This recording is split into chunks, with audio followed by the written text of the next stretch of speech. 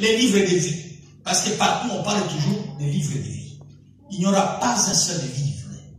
Il y en a plusieurs. Et tous ces livres-là seront ouverts. Et les gens seront jugés à partir de ces livres-là. Le juge suprême, qui est notre Seigneur, s'assiera sur le trône connu, c'est sous le nom du trône blanc de jugement. Il sera assis. Pourquoi on appelle trône blanc de jugement? Un trône sur lequel on va juger, on va condamner, on appelle trône blanc. C'est parce que, d'abord, c'est un trône qui est pur, un trône qui est saint.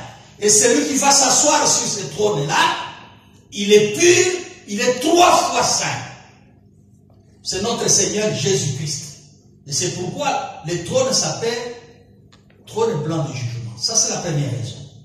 La deuxième raison pourquoi le trône s'appelle trône blanc de jugement, c'est parce que les jugements qui seront rendus par notre Seigneur sur ce trône, ce sera un jugement impartial, un jugement sans parti pris, un jugement qui sera rendu avec justice, avec équité, droiture. C'est pourquoi on l'appelle trône blanc de jugement. Il n'y aura pas d'injustice. Ça, c'est la deuxième raison. Et qui comparaîtra et qui ne comparaîtra pas dans ces jugements? Tous les rachetés du Christ. C'est pourquoi nous disons, bien aimés, il est temps que nous changions. Maintenant, là.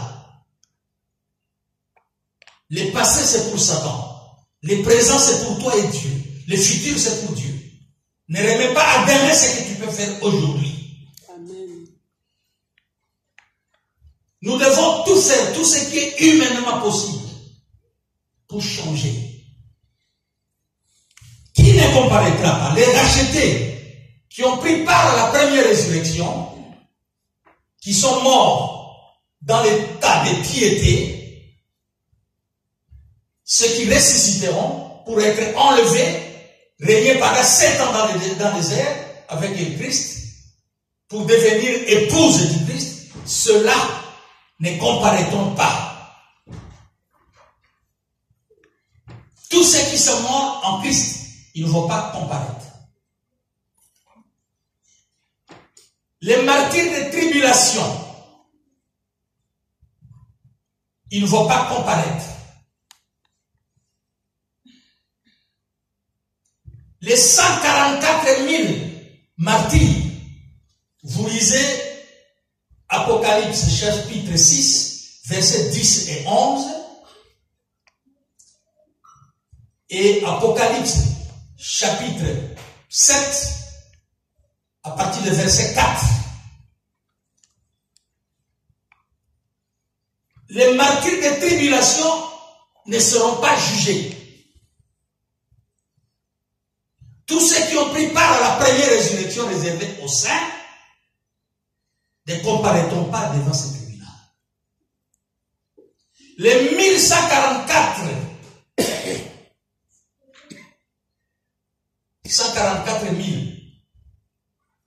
persécutés qui sont morts, les juifs qui sont morts à cause du nom du Christ depuis des siècles, les juifs même de l'Holocauste,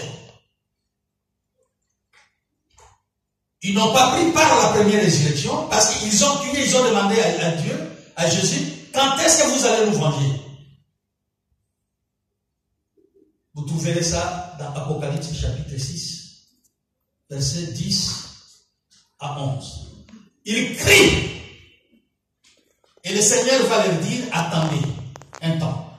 Vous n'allez pas ressusciter maintenant. Restez pour un peu de temps jusqu'à ce que votre nombre soit complété par d'autres qui seront mis à mort à cause du nom de Jésus-Christ. À cause de mon nom. Vous attendez encore.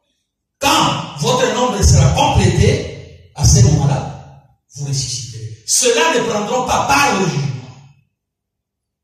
Et le nombre sera complété par qui? Par ceux qui seront tués pendant la grande tribulation. Ceux qui vont refuser de courber les échines devant l'Antichrist. Ils resteront attachés et fidèles à Jésus-Christ pendant la grande tribulation là. Tu aimes Jésus, oui, on te tue. Tu n'aimes pas Jésus, tu as la marque de la bête, tu es sauvé. Et tous ceux-là qui refuseront de porter la marque de la bête, pendant la grande tribulation, on va les tuer.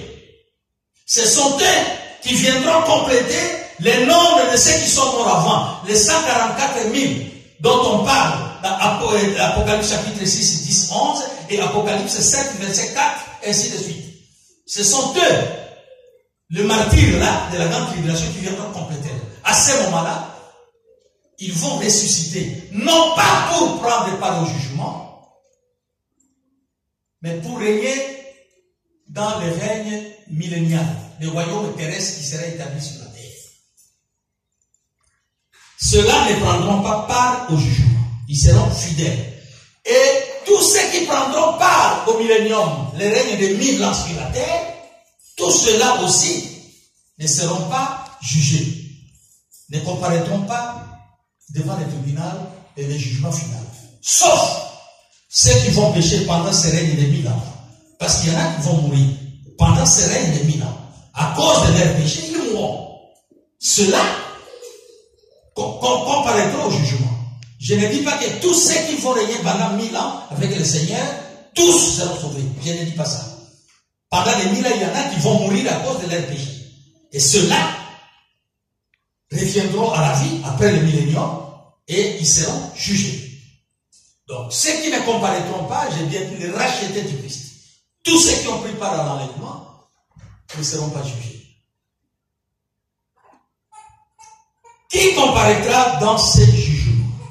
Tous ceux qui n'ont pas pris part à l'enlèvement, ceux qui n'ont pas pris part à la première résurrection, mais qui ressusciteront, qui prendront part à la deuxième résurrection, après le millénium, ceux-là vont comparaître. Ils n'ont pas pris part à la première résurrection. Ils n'ont pas été enlevés. Ceux-là vont comparaître dans ce tribunal-là. Et tous les boucs, le Seigneur a fait les tri. Les boucs à sa gauche, ils seront jetés dans les temps de feu pour mourir. Et les brebis qu'on fera entrer dans le royaume terrestre de 1000 ans, ceux-là seront sauvés. Mais les boucs, ils seront jetés dans les temps de feu et ils comparaîtront au jugement. C'est pourquoi il ne faut pas qu'on la justifier. Non.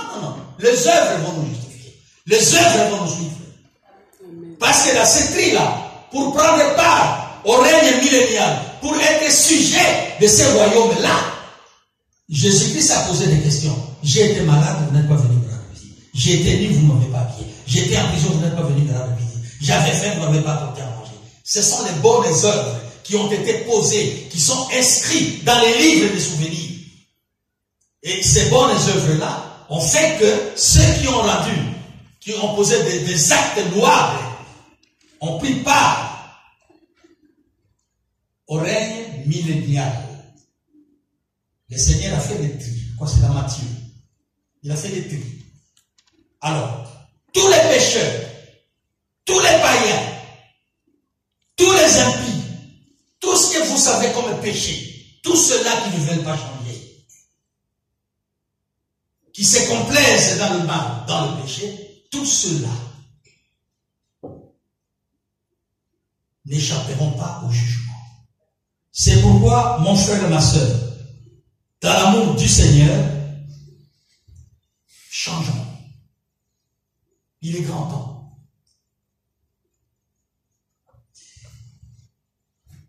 Lorsque nous lisons Daniel chapitre 7, verset 9 à 10, la Bible nous dit, je regardais pendant que l'on plaçait des trônes, les trônes au pluriel.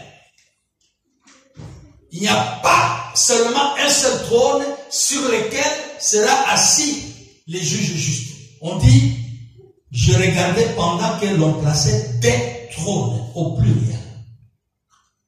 Et l'ancien des jours, qui est le grand juge, le grand magistrat, qui est notre Seigneur, il va s'asseoir sur l'un de ces trônes-là.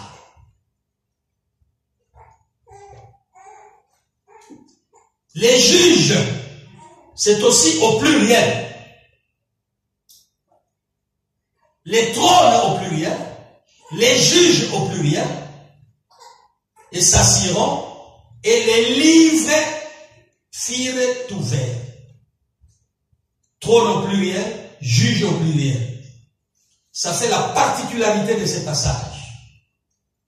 Ça voudrait dire quoi? Que le Seigneur Jésus-Christ, notre Seigneur, l'ancien du jour, ne sera pas seul sur le trône des jugements.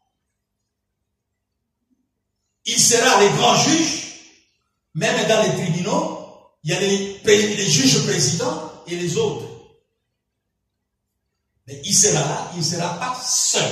J'ai dit, les trônes sont au pluriel et les juges sont au pluriel. Il va s'asseoir pour rendre justice avec équité. Alors, bien-aimé, toi qui ne veux pas changer, les trônes au pluriel, il n'y aura pas que Jésus-Christ. Les sauvés, les rachetés, s'assiront aussi sur les trônes pour juger. Quel privilège d'être juge et de juger le monde. Quel privilège, bien-aimé.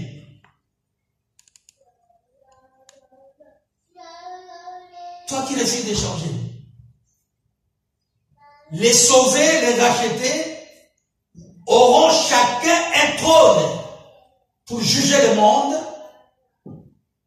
et pour juger les anges. Les anges qui ont vécu avec le Seigneur, qui ont contemplé la gloire de Dieu, qui ont vécu dans l'intimité avec Dieu. Mais si tu changes, tu auras à juger ces anges-là. C'est un privilège. Alors, imagine-toi, toi qui refuses de changer. Le jour du jugement, tu te trouves devant mon trône et moi je vais te juger. Je te vois. Bien. Tu es devant mon trône de jugement. Vous ne voulez pas changer. Vous allez dire que c'est un trône. Et Nakoloba, Daniel chapitre 3, verset 9 ou 19, vérifiez un peu. Nabucodonosor a dit, chauffer les fours là, 7 fois beaucoup plus chaud. Daniel 3, 19, c'est 19. Nakoloba, chauffer four là, 7 fois beaucoup plus chaud. Bien aimé, tout change. Tout ça appelle la juge.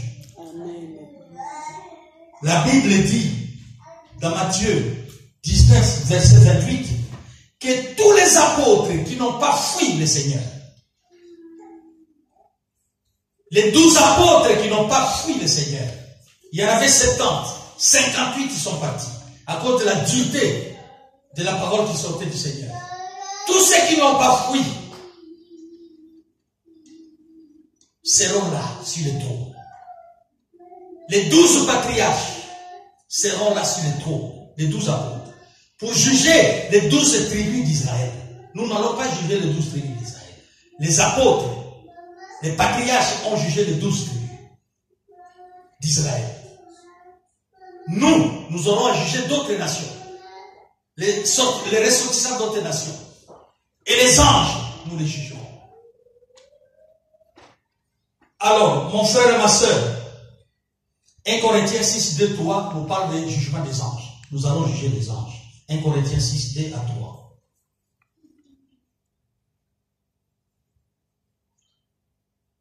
Apocalypse 20, verset 12. La Bible dit, des livres au pluriel.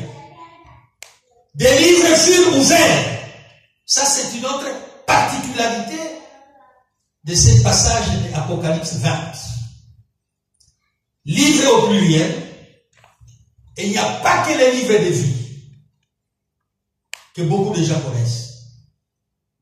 Il y a aussi, si vous faites des recherches, il y a aussi les livres de souvenirs. Il y a aussi les livres de vérité. Et ici, on parle des livres de souvenirs. Quand on vous dit des livres furent ouverts, Et un autre, celui de vérité, c'est qu'il y a d'autres livres à côté, les livres de vie, pardon. Et parmi ces autres livres qui seront ouverts, il y a les livres de vérité. Il y a les livres de souvenirs. Ça, c'est très important, les livres de souvenirs. Nous serons jugés à partir de tout ce qui est inscrit dans les livres de souvenirs. Tous les actes que nous posons, nos réactions, nos humeurs, nos propos discourtois, nos propos méchants, tout ce que nous posons comme un acte, c'est inscrit dans les livres des souvenirs. Même nos pensées cachées, tu ne pêches pas en prononçant les péchés en question ou en commettant. Les pensées seulement de ton cœur sont inscrites ou inscrites dans les livres des souvenirs. Donc il n'y a rien de caché. Tout sera inscrit. Et les livres de vie seront là. On va ouvrir les livres de vie. Et les hommes seront jugés conformément aux œuvres qu'ils ont accomplies de leur vivant. Pendant que nous sommes là. Qu'est-ce que tu fais, bien-aimé? Quels sont les motifs intérieurs? Quelles sont tes pensées à toi? Qu'est-ce que tu dis aux autres? La diffamation, la médisance, calomnie, méchanceté, les critiques, tout.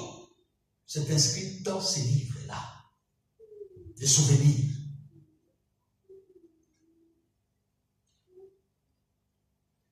Toi, tu peux croire peut-être que tout ce que nous faisons, c'est caché. Non, non, ce n'est pas caché. Et tout ce qui est inscrit dans ces livres de souvenirs, si dans ces livres de souvenirs, il y a toute cette méchanceté-là, ton nom ne sera pas inscrit dans les livres de vie. Ton nom ne sera pas inscrit dans les livres de vie.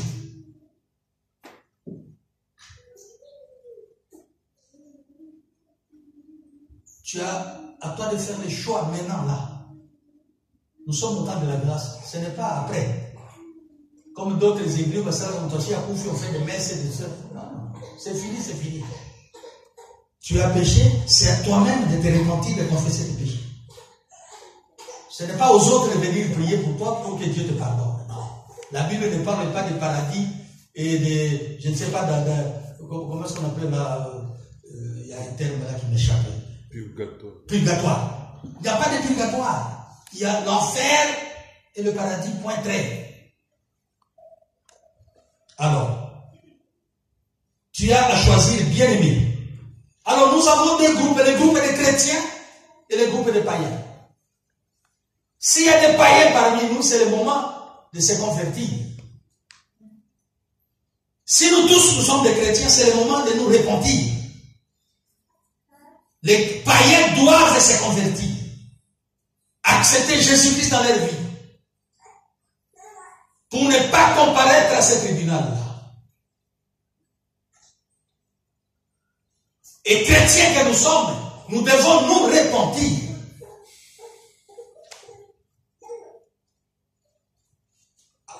Si on ne le fait pas, aucun païen, aucun impie, aucun païen et aucun chrétien pécheur n'échappera au tribunal. Si tu es païen, tu ne pas converti, tu comparaîtras à ce tribunal-là. Si tu es chrétien, pécheur, tu es mort dans le péché, tu vas comparaître. Donc il y a deux catégories, les païens et les chrétiens pécheurs. S'il y a des chrétiens pécheurs parmi nous ici, nous n'allons pas échapper à ces jugements-là. Nous allons comparaître. Et le jugement rendu est irrévocable. Comme disait le Malouba, si je prends ma décision, c'est fini. C'est fini. Il n'y a pas de recours en grâce. La décision est opposable à tous les condamnés.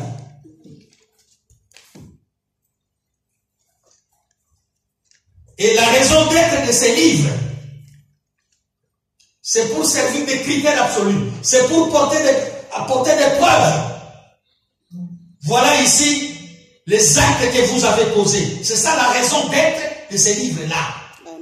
On va vous opposer. Ces livres sont opposables à tous. On vous présentera les livres. Voilà, c'est dit. Donc vous n'allez pas nier. Puisque ton nom, tes bêtises sont inscrites dans les livres des souvenirs, voilà pourquoi ton nom n'est pas inscrit dans les livres de vie. Et comme ton nom n'est pas inscrit dans les livres de vie, les jugements, tu ne vas pas échapper. Tu es jugeable. On doit te juger. Et tu es condamnable. Il n'y a pas que les livres de vie, il n'y a pas que les livres de souvenirs, il y a les livres de vie de l'agneau. Le livre de vie de l'agneau, Apocalypse 13, verset 8. Avant la fondation du monde, lorsque vous lisez 1 Pierre 1, 19, 20, Jean 17, 24, on vous dit, mais par le sang précieux de notre Seigneur, du Christ, comme d'un agneau sans défaut et sans tache, prédestiné avant la fondation du monde et manifesté à la fin de temps, à cause de vous, à cause de nous. Jésus-Christ était prédestiné avant de mourir pour toi et pour moi. Il a été prédestiné à être immolé avant la fondation du monde, avant que toi et moi nous soyons conçus. Jésus-Christ était déjà prédestiné. Son Père avait déjà pris cette décision-là à l'avance de le prédestiner à la mort pour le salut de l'humanité. Alors, si tu refuses ce salut-là en Jésus-Christ, qui est mort pour toi, qui s'est sacrifié pour toi, tu vas comparaître. Alors, à cause de cette expression-là, avant la fondation du monde, même quand vous lisez Ésaïe 1,4 aussi, on parle de la fondation du monde aussi, à cause de cette expression fondation du monde, en raison de ce sacrifice suprême de notre Seigneur Jésus-Christ, sacrifice qu'il a accepté pour toi et pour moi, avant la fondation du monde, avant que nous soyons conçus, les noms de toutes les créatures de Dieu, suivez-moi bien, les noms de tout le monde est inscrit dans les livres de vie de l'agneau. Avant la fondation du monde, les noms de tout le monde, peut-être, là je ne parle de révélation, peut-être les noms de Judas Iscariote, qui était prédestiné à l'égarement, peut-être son nom. Mais les noms de tout le monde, païens, parce qu'à ce moment-là, nous n'étions pas encore achetés, tout le monde et les noms étaient inscrits dans les livres. Et le fait d'avoir les noms inscrits dans les livres de vie de l'agneau ne suffit pas pour vous ouvrir la porte du royaume des cieux. Il y a une condition. Les noms de tout le monde, de tous les païens, avant la fondation du monde, est inscrit dans les livres de vie de l'agneau. Cela ne suffit pas pour être sauvé. Il y a une condition. La condition, c'est laquelle? Tous les païens, nous tous qui étions païens, qui n'étions pas encore rachetés, avec nos noms inscrits dans les livres de vie de l'agneau, pour que nos noms, pour que nous échappions au jugement, nous devons ratifier cette décision qui a été prise par Dieu avant la fondation du monde, d'inscrire nos noms dans les livres de vie de l'agneau, en acceptant Jésus-Christ comme sauveur et Seigneur. Donc la conversion est la condition sine qua non pour que ton nom, qui était inscrit dans les livres de vie de l'agneau, quitte les livres de vie de l'agneau pour être transcrit dans les livres de vie. Je me fais comprendre. Donc c'est la conversion. Tous ceux qui meurent dans le paganisme, tous ceux qui ont refusé de se convertir en Jésus-Christ, leur nom ne se trouve pas inscrit dans les livres de vie. C'était inscrit dans les livres de l'agneau, il fallait se convertir en Christ pour que ton nom soit transféré du livre de vie de l'agneau vers le livre de vie. Donc, ceux-là qui ont refusé n'échapperont pas au jugement. Alors, tu n'as aucune raison de dire que puisque j'ai été prédestiné avant la fondation du monde à l'égarement, je n'ai pas à faire un effort pour quitter les péchés parce que je suis déjà prédestiné à l'égarement. Dieu n'a prédestiné personne à l'égarement. Dieu n'a prédestiné personne à l'égarement. Donc tu ne peux pas te dire non, moi je reste comme ça, c'est fini, ça a été décidé. Non. Tu ne peux pas non plus entretenir ta médiocrité spirituelle, ta fainéantise spirituelle en disant que non, mon nom est déjà inscrit dans les livres de vie, mais c'est fini.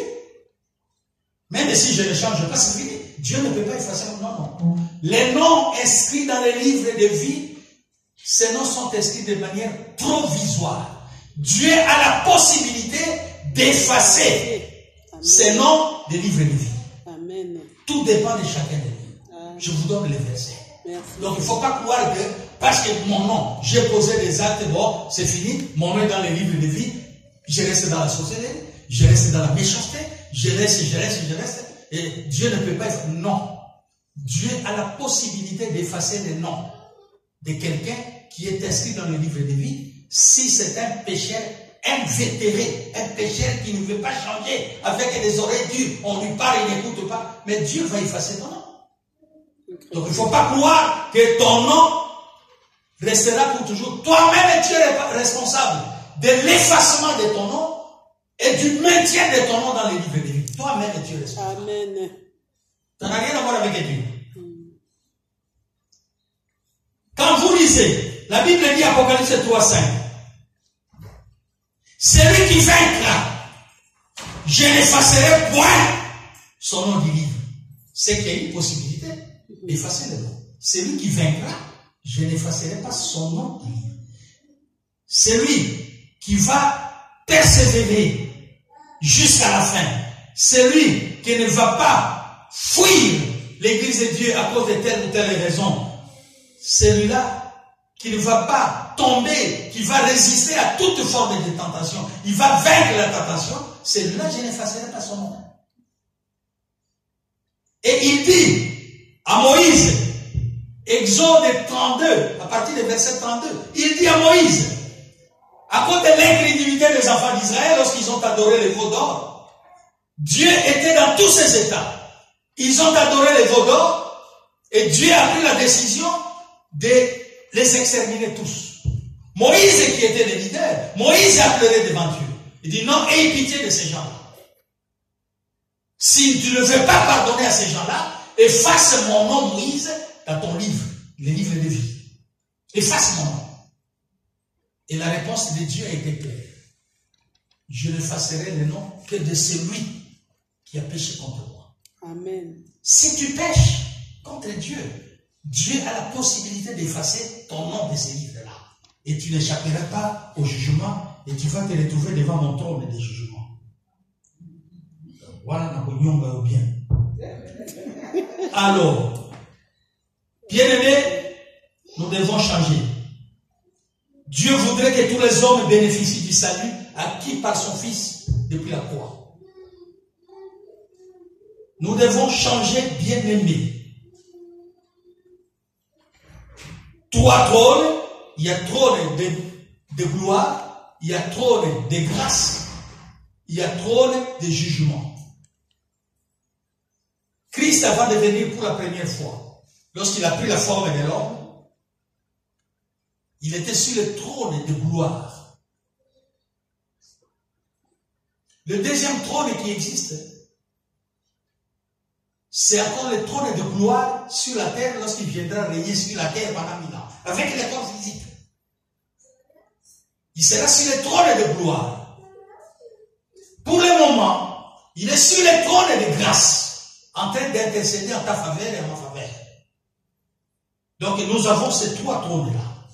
Nous avons 2 morts. La mort physique, opposable à tout le monde, nous tous nous passerons par la mort physique, à moins d'être créés. Élie ou Enoch, nous passerons par la mort physique. Et la mort, la seconde mort, tout le monde ne passera pas par la seconde mort. Parce que la seconde mort, c'est la mort éternelle, dans les temps de feu. Mais la mort physique, nous passerons.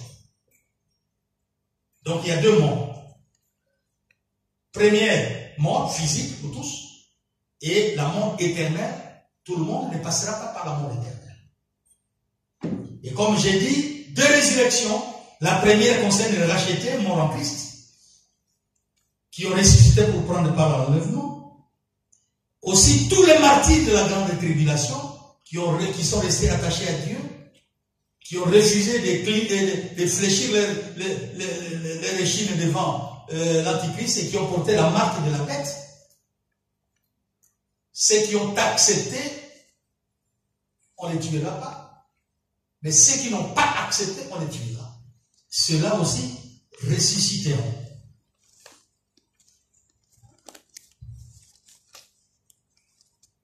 Et il y a aussi deux jugements. Le premier jugement, c'est le jugement de la nation. Et le deuxième jugement, c'est le jugement dernier. Le jugement de la nation va précéder l'établissement du royaume de 1000 ans sur la terre. Lorsque Christ, après avoir passé 7 ans dans les airs, il va descendre avec tous les saints. C'est à ce moment-là que l'Antichrist qui a régné sur la terre va s'opposer à ce que Christ descende pour l'établissement du royaume terrestre. Parce qu'il sait qu'avec cette venue, leurs règnes vont prendre fin. Alors il va opposer la guerre. C'est ce que nous avons appelé la guerre d'Armageddon. Mais ils seront tous écrasés. Et le deuxième jugement, c'est le jugement final. Nous devons faire attention pour échapper à ce jugement final. Bien-aimés, la main du Christ reste encore tendue. Qu'est-ce nous dit Apocalypse 21? Apocalypse 21, 8, nous dit quoi? Je le vois. Mais pour les lâches, les incrédules et les abominables, les meurtriers, les impudiques, les acheteurs, les idolâtres et tous les menteurs, leur part sera dans les temps ardents de feu et de soufre, ce qui est la seconde mort. Donc pour le moment, Jésus-Christ étant sur le trône de grâce, la main de Jésus-Christ est encore tendue. Il nous tend la main. Vous savez, si du verbe encore est utilisé dans la Bible, c'est que jusqu'à présent, sa main est encore tendue. Mais il arrivera un moment où il va retirer sa main. Parce qu'il a tendu la main, il n'y a personne qui veut prendre la main pour être sauvé. Alors, à ce moment-là, il va retirer sa main. Lorsque nous lisons Apocalypse et Matthieu chapitre 14 à partir du verset 31, Pierre, l'apôtre le plus audacieux, le Seigneur lui a tendu la main. Si le Seigneur ne lui avait pas tendu la main, il serait mort. Et s'il avait refusé de prendre la main du Seigneur, il serait aussi mort, il serait responsable de sa mort. Mais, lorsqu'il a marché sur la surface des eaux, il a pris peur. Le Seigneur lui a tendu la main pour le sauver, pour qu'il ne meure pas par noyade. Il lui a tendu la main. Et il a pris la main, il a été sauvé. C'est de la même manière, la main nous est tendue. Si nous prenons cette main-là, nous serons sauvés. Si Pierre avait refusé, il serait mort. Il serait responsable de sa propre mort. Conclusion. Bien-aimés, la Bible nous parle, lorsque nous lisons Apocalypse chapitre 2, la Bible nous parle de 7 églises de l'Asie mineure. 7 églises. Et il a adressé à chacune de ces églises-là une lettre. Et ces lettres sont très importantes et donnent un sens dans l'histoire de salut de chacun de nous. Autant les bénédictions n'ont jamais été collectives,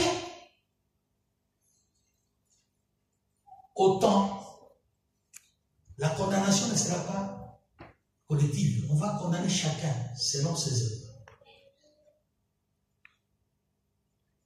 Et on a écrit, Jésus-Christ a écrit des lettres à ces églises-là. L'église doit savoir expliquer qui est le Seigneur. Amen. L'église doit savoir écouter ce que dit le Seigneur. Amen. L'église doit savoir ce que fait le Seigneur. Et l'église doit savoir faire ce que le Seigneur veut. Amen.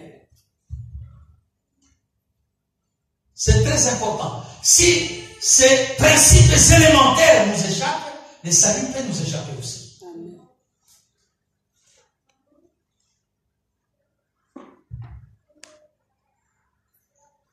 Mon frère, ma soeur, aujourd'hui, cette église n'existe plus. Mais c'est vous et moi qui formons l'église et corps du Christ. C'est vous et moi qui nous existons. Les 7 églises auxquelles les lettres ont été adressées n'existent plus. Alors, mon frère et ma soeur, ces 7 églises, toutes étaient dans l'Asie mineure, mais Dieu ne s'était pas présenté à ces églises-là de la même manière. Non. À chaque église, le Seigneur s'est présenté d'une autre manière. Il changeait de nom. Vous lisez Apocalypse chapitre 2, ainsi de suite. À chaque église, il changeait de nom. Il ne se présentait pas de la même manière à toutes ces églises-là. Et au début, toutes les 7 églises étaient prises en considération parce que les églises ont commencé dans l'esprit pour terminer dans la chair. Il ne s'est pas présenté de la même manière.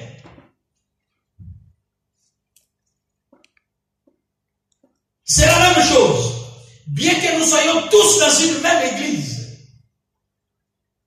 pasteur, berger, fidèle, responsable de commission, que sais-je, Dieu ne s'adressera pas à nous de la même manière.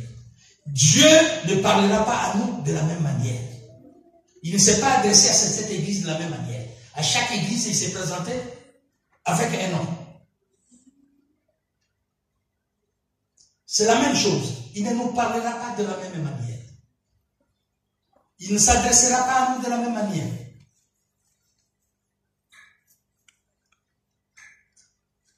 Dieu ne nous jugera pas et ne nous condamnera pas tous de la même manière.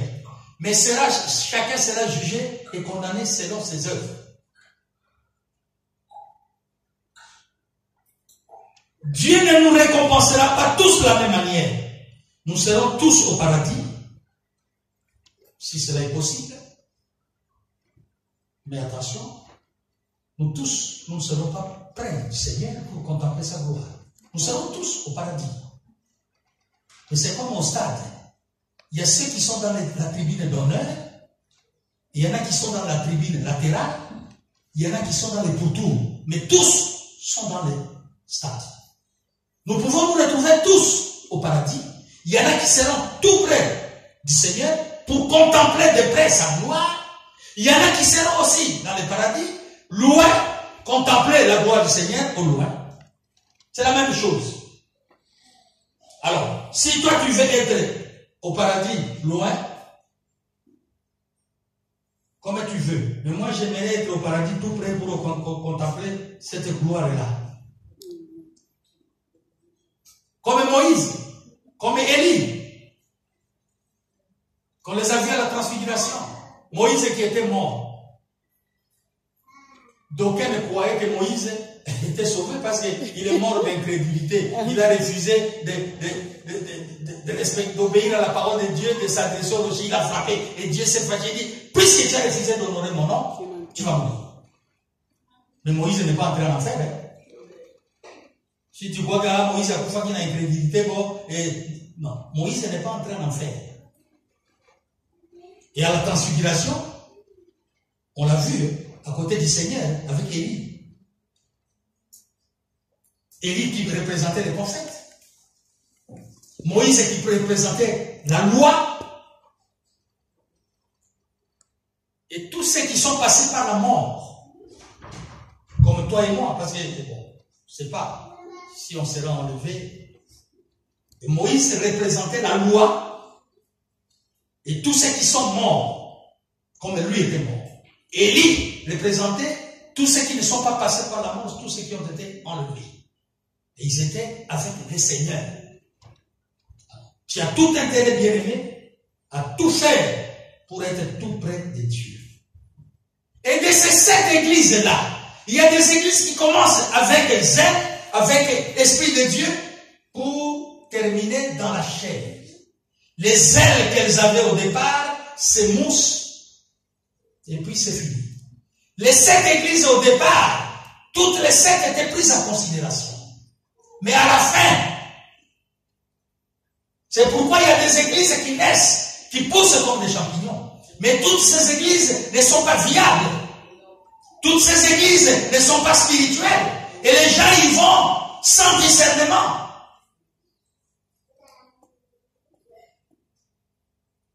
Les 7 églises n'ont pas toutes vu la gloire de Dieu. Il n'y a que 2. Une église peut avoir la réputation d'être vivante, mais pas spirituelle, vivante parce qu'il y a beaucoup de fidèles. Mais pas spirituelle, pas viable, mais elle a la réputation d'être vivante, parce qu'on voit des voitures dehors, les fidèles. Et il y avait 7 églises, parmi les 7, il n'y avait que 2 qui n'ont pas reçu la lettre de blâme. Les 5 ont reçu la lettre de blâme. Il n'y a que 2 qui ont reçu des lettres d'encouragement, avec des promesses fermes. Il y a l'église de Smyrne et l'église de Philadelphie. Philadelphie qui signifie amour fraternel. L'amour est très important, bien aimé. Il n'y a que ces 2 églises-là parmi les 7. C'est pour vous dire que les affaires de Dieu, c'est pas facile. Bien-aimés, nous tendons vers la fin, nous avons chuté. Dieu t'aime, mon frère et ma soeur. Dieu aime chacun de nous. Nous devons savoir que parmi nous, il y a des faibles. C'est pourquoi nous devons faire attention. Il ne faut pas être l'occasion de chute de celui qui est faible. Au globe faible, ça n'est pas ton problème. Prie pour lui. Mais nous devons savoir, la Bible dit, le scandale arrivera. Mais malheur à celui par qui arrivera le scandale. Oyo akobungisa mwana muke, oyo ngana zo considérer comme mwana muke, fidèle, âme ya nzambe, baka matalibanga baka ngaina kingo boboka na maya kuzo. C'est pas moi qui le dis, c'est la Bible qui dit. Nous devons savoir qu'il y a des faibles parmi nous. Bien sûr, ils doivent faire un effort pour grandir. On ne va pas les biberonner tous les jours. Qu'ils quittent le niveau des biberons pour manger les repas solides. Mais nous devons savoir qu'il y a des faibles parmi nous. Alors nous devons faire attention. Des propos discourtois, des propos qui découragent, mais toi aussi, tu ne vas pas te justifier devant les trônes et jugement de blanc dans le roi qui pense que mon tuteur, c'est pour rien. Et qu'on a la 0 comme justification. Celui qui t'a fait fuir aura des comptes à rendre à Dieu. Et toi qui as fui à cause des comportements, à cause des regards de quelqu'un, toi aussi tu auras des comptes à rendre à Dieu. Donc nous devons avoir les 2 pieds sur la terre, nous devons avoir la tête sur nos épaules. Il y a des gens, comme ça, c'est comme ça, nous sommes dans un monde, dans une société. C'est comme ça. Mais nous devons supporter. Bien aimé, je termine en vous disant ceci. Ton frère à toi, ton histoire à toi, mon bien-aimé, ce n'est pas l'histoire d'Abraham.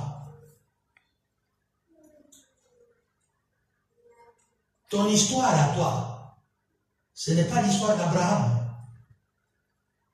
Abraham a pris sa servante, il a fait un enfant avec sa servante. Mais Dieu l'a justifié. Dieu a justifié Abraham. À partir de Malachie chapitre 2, verset 14 à 6 à 16. Dieu a justifié Abraham. Toi, tu n'es pas Abraham. Pour dire Abraham avait fait ça, moi aussi je vais faire. Tu n'es pas Abraham. Tu ne seras pas jugé comme Abraham. Mon frère, ton histoire n'est pas celle de Moïse, comme je l'ai dit ici. Moïse a désobéi à la voix de Dieu. Il est mort sur le champ. Mais Moïse n'est pas en enfer. Moïse a été enterré par Dieu parce que l'ange est venu prendre le corps de Moïse quand il a vu Moïse mourir. Il dit, ah, nous avons dit qui est. Satan, la Bible dit, Satan est venu pour prendre le corps de Moïse. Mais là, quand j'ai des situations difficiles, il est descendu Michael. Babouné et bébé Moïse. Moïse s'il était mort dans les péchés rejetés par Dieu, Dieu n'aurait pas envoyé son ange pour récupérer les cadavres de Moïse. Tu n'es pas Moïse. Moïse a péché aux eaux de Mériba et Dieu ne l'a pas laissé. Mon frère et ma soeur, ton histoire n'est pas celle de Caïn. Caïn, le premier assassin sur la terre, il a tué son frère Abel. Mais Dieu a protégé Caïn. Il a dit, quiconque lèvera sa main pour tuer Caïn, je le vengerai 7 fois. Il n'a pas tué Caïn. Il a tout simplement chassé Caïn loin de sa face. Et c'était dur pour Caïn. Caïn a pleuré, mais dit, c'est pénible pour moi de me chasser comme ça. Dieu n'a pas laissé quelqu'un tuer Caïn. Tu n'es pas David qui a passé tout son temps à faire la guerre avec les mêmes maculés du sang. Tu n'es pas David. Avec 1000 femmes, il a tué Uri, le mari d'autrui, pour prendre sa femme, Bathsheba. Mais Dieu a justifié David. Et il va déclarer David, l'homme selon mon cœur. Est-ce que tu peux comprendre ça? Quelqu'un avec 1000 femmes, il tue le mari d'autrui pour prendre sa femme. D'abord, il prend la femme. Avant la mort de cet homme, l'homme était vivant. Il prend la femme, il l'embrasse. Comme c'était un enfant adultéré, Dieu a tué cet enfant-là. Il a tué cet enfant parce que la grossesse était encore du vivant de Uri. Le mariage prend fin avec la mort d'un des conjoints. Comme Uri vivait encore, et la femme de Uri Bathsheba tombe grosse du vivant du mari, et Dieu a tué cet enfant-là. Mais il a laissé vivre Salomon. Parce que Salomon, la grossesse de Salomon est intervenue après la mort de Uri. Donc il n'y avait plus de mariage. Mais c'est cet homme-là que Dieu va déclarer l'homme selon mon cœur. Allez-y comprendre quelque chose. C'est ça Dieu. Bien-aimé, ma soeur, ici je ne vous dirai pas, vous n'avez qu'à faire des recherches vous-même.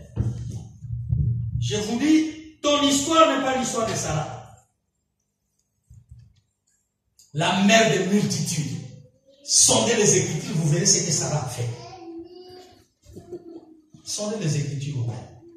Vous verrez ce que Sarah a fait avec Pharaon et ce qu'elle n'a pas fait avec Abimelech. Mais Dieu déclare Sarah comme la mère des multitudes. Toi, tu vas dire, bon, moi, je vais faire ça, et l'autre, c'est ton problème. On s'est disputé avec un pasteur à Kinshasa, parce que je parlais de ça, là, je suis allé tout bon. Il m'a dit, non, après, avec tout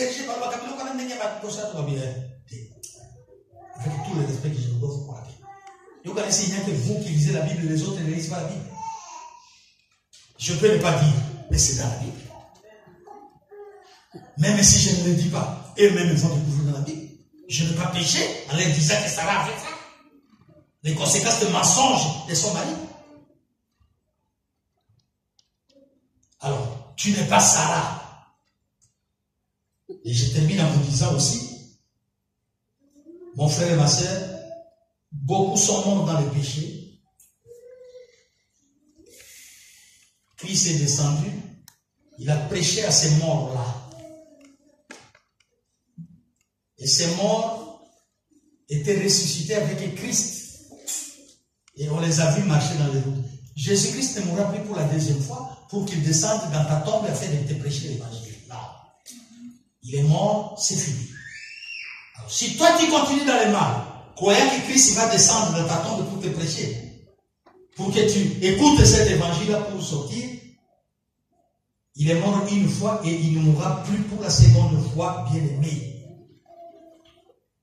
Je saute, pour terminer, je saute cette page.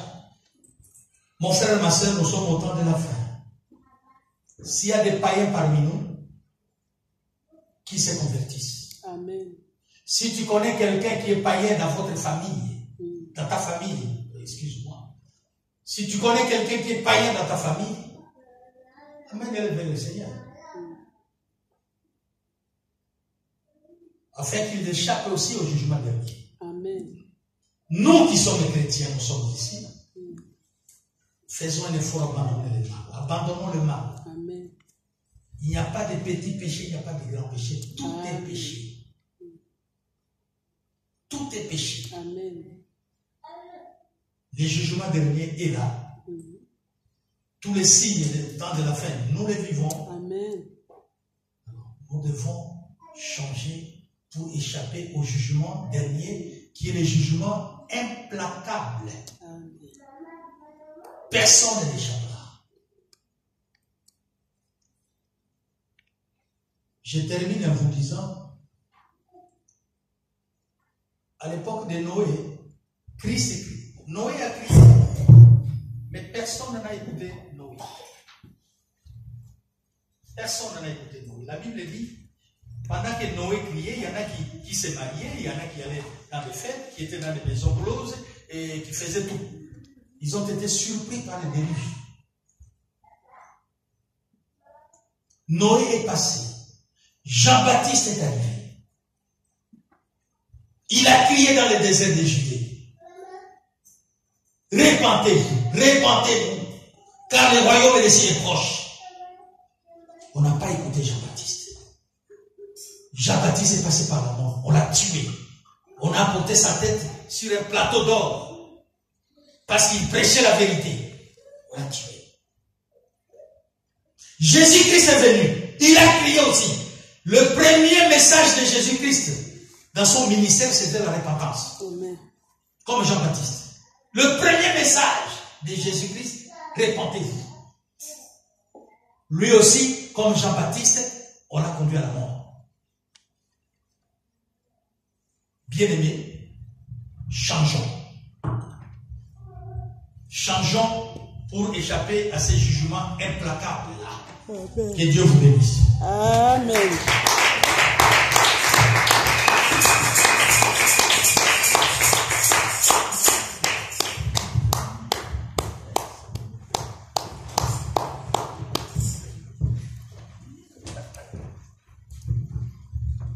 Amen. Amen. Nous allons nous tenir debout. Tous ensemble, nous nous tenons debout.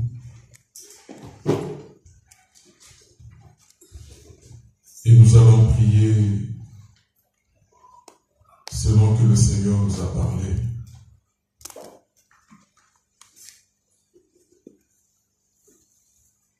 Voici arrivé au bout avec ce sujet de l'enlèvement.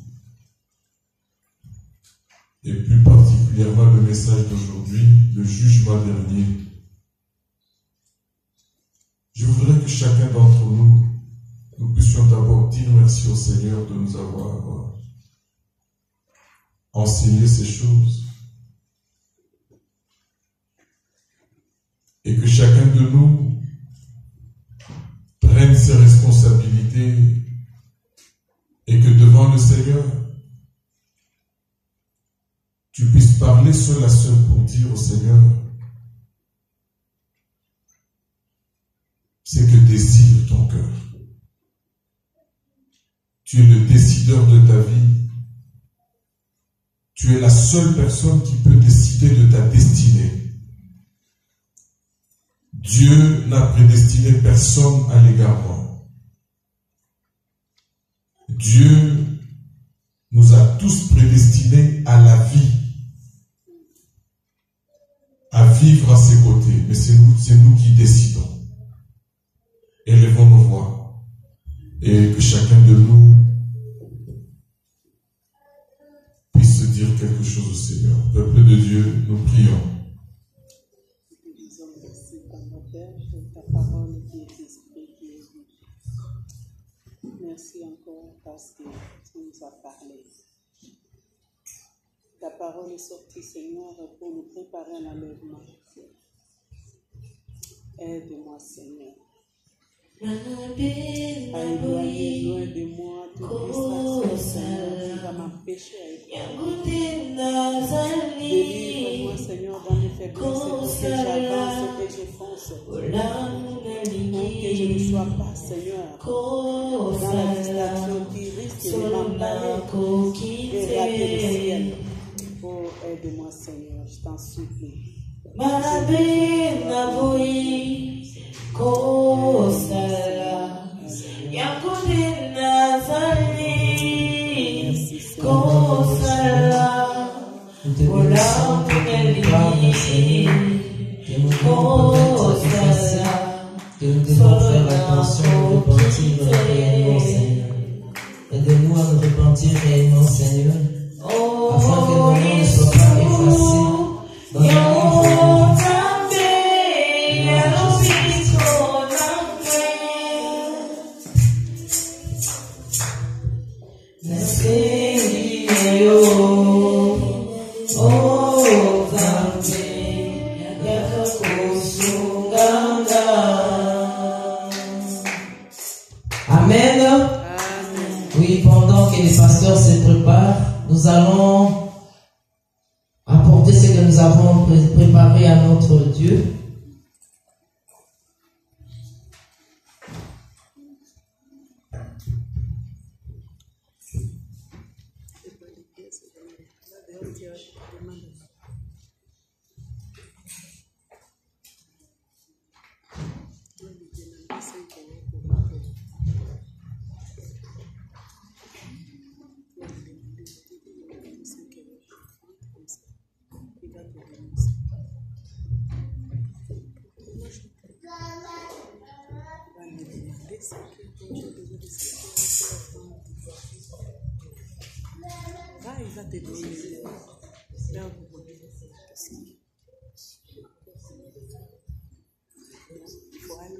Il est vivant, Jésus. Il est vivant. Il est vivant, Jésus. Il est vivant. Oh, il est vivant. Si nous pouvons avancer avec nos offrandes, les dîmes, les libéralités. Il est vivant, Jésus. Il est vivant.